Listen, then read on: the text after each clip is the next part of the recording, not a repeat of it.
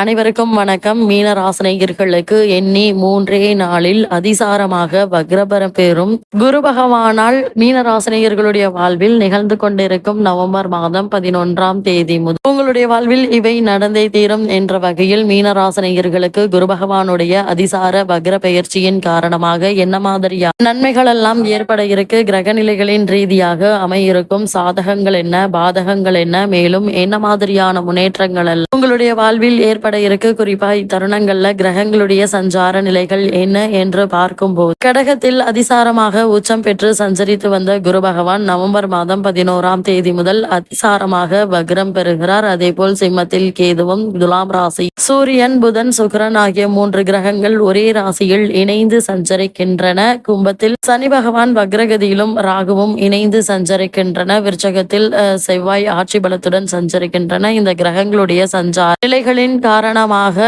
மீனராசினியர்களுடைய வாழ்வில் குடும்ப சூழ்நிலை ரீதியாக உத்தியோகம், தொழில், வியாபாரம், கலைத்துறை, அரசியல் துறை, மாணவ மாணவிகள், விவசாய துறையினர், பெண்மணிகள் என அனைவருக்குமே என்ன மாதிரியான நன்மைகள் எல்லாம் உங்களுடைய வாழ்வில் ஏற்பட இருக்கு என்பது குறித்தான முழுமையான பதிவு தான் இந்த வீடியோல நம்ம விரிவா பார்க்க போகிறோம். அந்த வகையில் குரு பகவானை பற்றி சற்று விரிவாக தெரிந்து கொள்வோம். அந்த வகையில் நவகிரகங்கள்ல தன்னிகரற்ற தெய்வீக சக்தியும் பெருமையும் புகழும் கொண்டு திகழ்பவர் குரு பகவான். குருவிற்கு தேவகுரு, ஆச்சாரியன், பொன்னன், பிரகஸ்பதி என்ற பல பெயர்களும் பெருமைகளும் புகழும் ஒண்ணுங்க. நவகிரகங்கள்ல அதிசாரம், வக்ரம் ஆகிய கதிபேதங்களின் எவ்வித பாதிப்பும் இல்லாத தனி பெருமையுடன் திகழும் குரு 30 முக்கோடி தேவர்களுக்கும், மகரிஷிகளுக்கும், முனிவர்களுக்கும், தேவர்களின் அதிபதியான தேவேந்திரனுக்கும் ஆச்சாரியர் ஆவார். வேதங்களினால் பெருமை பெற்ற அந்தணர்களுக்கும், பசுக்களுக்கும் ஆன்மீக சக்திக்கு நாயகன் குரு பகவான். வியாழன் என்ற பெயரும் இவருக்கு உள்ளது.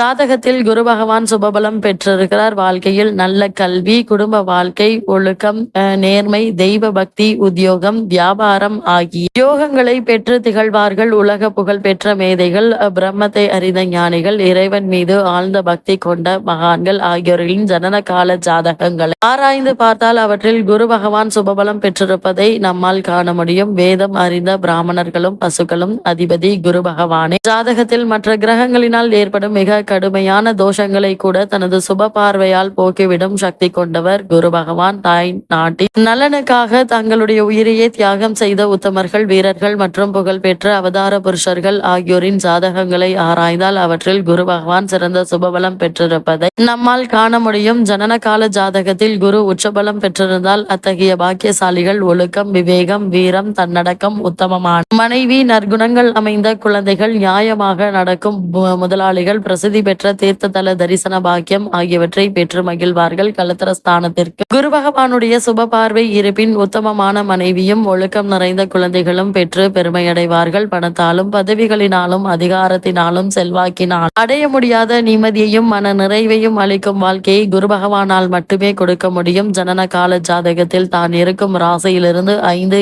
7, 9 ஆகிய இடங்களில் தன் சுப பார்வையினால் தூய்மைப்படுத்துகிறார் குரு பகவான். இவ்வளவு மேன்மைகள் கொண்ட குரு பகவான் கடகராசியில் அதிசாரமாக வக்ரம் பெறுவதன் காரணமாக மீனராசினியர்களுடைய வாழ்வில் குறிப்பாக மீனராசியை சேர்ந்த புரட்டாதி 4ஆம் பாதம் முதல் உத்திரட்டாதி ரேவதி வரை உள்ள நட்சத்திரக்காரர்களுக்கு குடும்ப சூழ்நிலை ரீதியாக மேலும் என்ன மாதிரியான நன்மைகள் எல்லாம் உங்களுடைய வாழ்வில் ஏற்பட இருக்கு என்று பார்க்கும்போது ராசிக்கு பூர்வ புண்ணிய ஸ்தானமாகிய கடகத்தில் குரு பகவான் உச்சகதியில் சஞ்சரிப்பதால் தீர்த்த தல யாத்திரை சேர்த்திக்கோங்க. தசாபுக்திகள் சுபபலம் பெற்றிருப்பின் காவேரி, கங்கை, சரையு போன்ற புண்ணிய நதிகள் ஸ்தான பாக்கியம் கிடைக்க இருக்கு. சுக்கிரன் சுபபலத்துடன் வலம் வருவதால் கணவன் மனைவியிடையே பரஸ்பர அந்யோன்யமும் அதிகரிக்க இருக்குதுங்க. அஷ்டம ராசியான துலாம் ராசியில் சூரியன், செவ்வாய் இணைந்திருப்பதால் உஷ்ண சம்பந்தமான பிணிகள், சரும உபாதைகள் ஏற்படக்கூடும். எளிய சிகிச்சையினால் குணம் கிடைக்குங்க. வீண் செலவுகள்ல பணம் விரயமாகும். திருமண முயற்சிகள்ல தடங்கல்கள் ஏற்பட்டு வந்த நிலையில் இனி வரும் காலங்கள்ல ஏற்பட்டு வந்த தடங்கள், தாமதங்கள் சிறு முயற்சியிலேயே நல்ல ஒரு வரன் அமைய இருக்குதுங்க. ஒரு சிலருக்கு வீடு மாற்றம் ஏற்பட இருக்குது. இத்தருணங்கள்ல நீங்கள் மேற்கொள்ளக்கூடிய காரியங்கள் அனைத்திலுமே ஒன்றன் பின் ஒன்றாக வெற்றி கிடைக்கக்கூடிய ஒரு தருணம் என்று தாங்க சொல்ல வேண்டும். பூர்வீக சொத்து சம்பந்தமான வழக்குகள் இருந்துச்சு அப்படின்னா அந்த வழக்குகள்ல சாதகமான தீர்வு கிடைக்க இருக்கு. ஒரு சிலர் புதிதாக சொந்த இடத்திற்கு குடிபெயர்வதற்கான வாய்ப்புகளும் கிடைக்க இருக்குதுங்க. அதே போல உத்தியோக ரீதியாகவோ அல்லது மற்ற